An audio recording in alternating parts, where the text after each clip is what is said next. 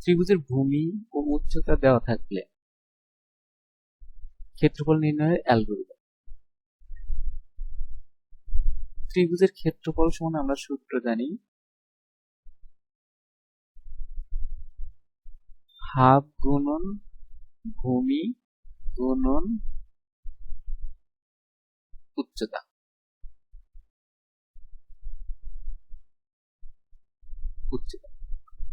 এখন এই যে ক্ষেত্রফল নির্ণয় করলে প্রথম দরকার হবে কি ভূমি আর উচ্চতা, এই দুইটা জিনিস আমার দরকার হবে। তাহলে প্রথমে আমাকে ভূমি আর উচ্চতার মান কোন একটা কিছু গ্রহণ করতে হবে।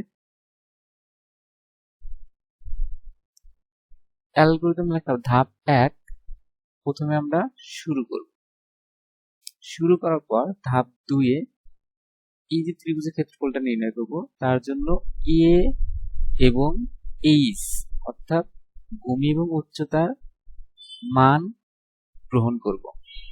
তাহলে ভূমি এবং উচ্চতার মান গ্রহণ করব এবং গ্রহণ করার পর আমরা ত্রিভুজ নির্ণয়ের সূত্রটা দিব। সূত্র হাফ গুণন ভূমি গুণন উচ্চতা।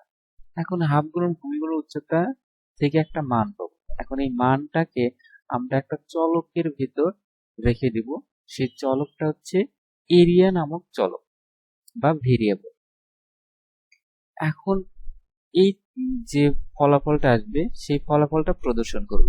যেহেতু আমরা ফলাফলটা এরিয়া নামক চলকের মধ্যে রেখে দিয়েছি, অতএব এরিয়া চলকের মান প্রদর্শন করব। আর তো কোনো কাজ নেই, অতএব ধাপ নাম্বার 5 এসে শেষ।